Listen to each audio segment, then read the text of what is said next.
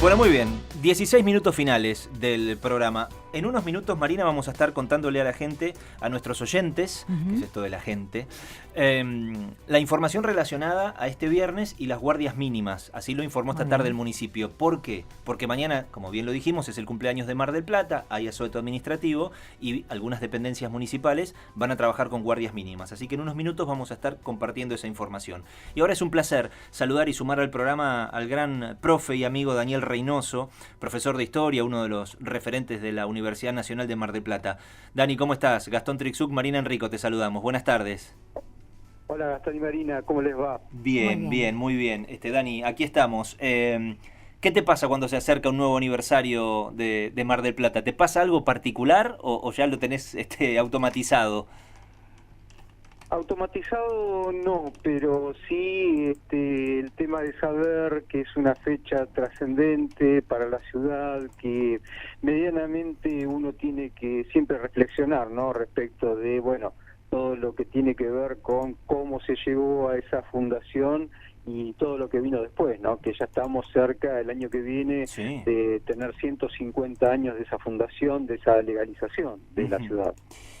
Siempre recuerdo que hace unos años conversando con vos cuando te hacía una entrevista para un documental donde justamente buscábamos esta parte, toda esta riqueza que vos tenés en información sobre Mar del Plata, hablábamos un poco de las distintas décadas, ¿no? Y me parece que está bueno contarle eso a aquellas personas que tal vez no lo tienen muy claro, con respecto a...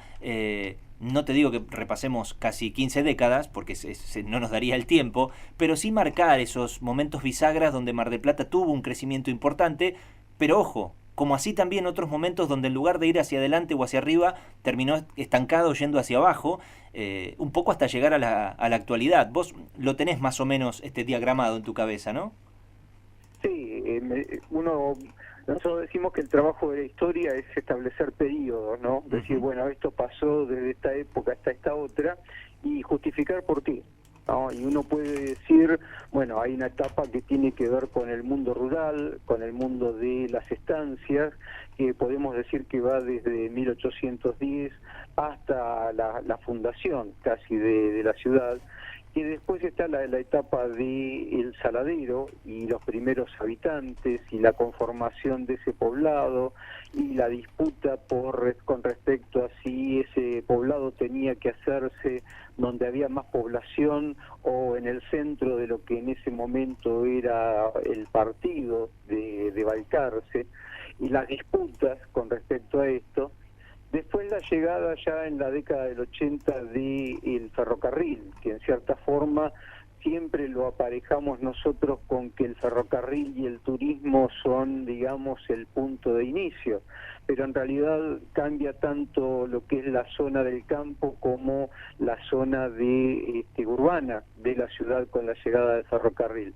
No son ni las mismas estancias ni el mismo poblado. El poblado porque deja de ser una factoría vinculada al Saladero y se transforma en esto de que en poco tiempo se va a transformar en el Biarritz, ¿no? Esa idea de un balneario de la clase dirigente de Buenos Aires con respecto a tener un lugar donde pasar el verano. Eso podemos decir que hasta la primera década, que es cuando del siglo XX, cuando se transforma en Ciudad Mar del Plata en 1907, está asociado a eso.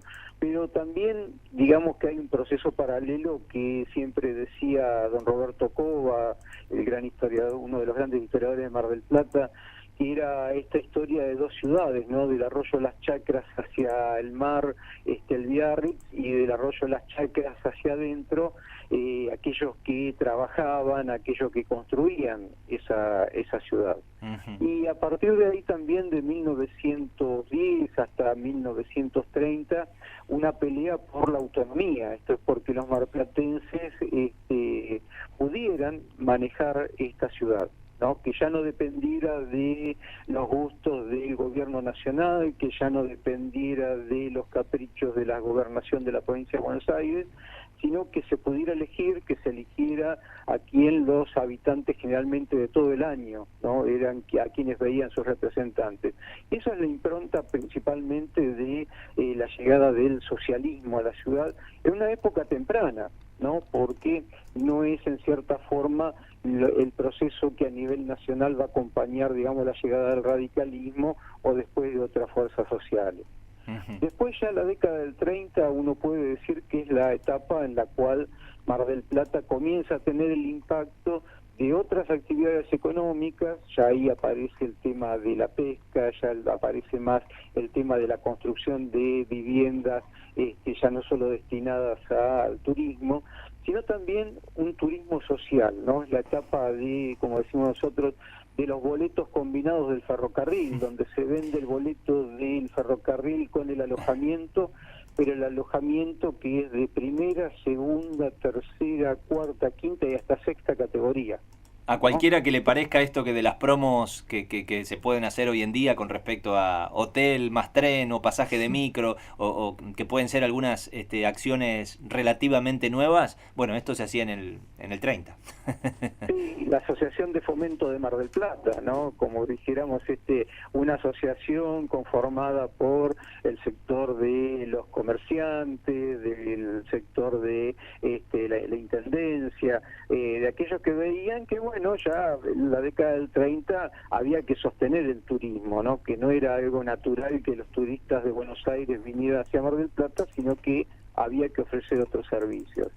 Después de la década del 40 no se puede despegar de lo que es la impronta nacional, ¿no? Mar del Plata va a tener, y esto a muchos les va a llamar la atención, va a tener una década de gobierno del peronismo, ¿no? Con 3 intendentes y creo que son alrededor de 14 comisionados que desde 1945 hasta el 55 van a tener el gobierno de la ciudad, ¿no? Y después, durante todo este periodo, y acá es donde se cruza lo político, lo económico, lo social, siempre Mar del Plata, desde 1886, te diría hasta 1970, década por década, duplica su población estable y la llegada de turistas. Siempre es el doble que la década anterior. Mirá vos qué buen dato. Claro, ese es el impacto del crecimiento de la ciudad.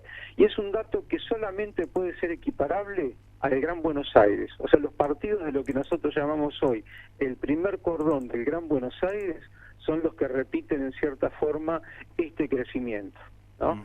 Y Mar del Plata queda asociado a esto, ¿no? Y como vos decías, la década del 70, en cierta forma, marca un quiebre, principalmente ya a partir del año 74 se puede ver esto, donde el turismo, ¿no?, que crecía año tras año se estanca, ¿no? Se estanca y lentamente comienza a decrecer.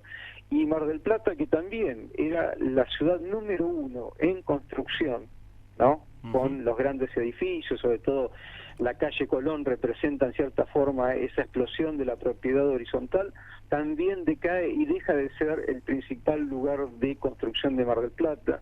La pesca entra en crisis, la industria textil entra en crisis, y esto es en cierta forma, digamos, el freno que va a tener Mar del Plata, y los 80, los 90, digamos, las últimas décadas son aquellas en las cuales la ciudad debió trabajar mucho, no solamente para sostenerse, sino por lo menos también como para recuperar espacios de turismo, de producción, que le permitieran tener un crecimiento o sostener determinado nivel de actividad económica durante todo el año, ¿no?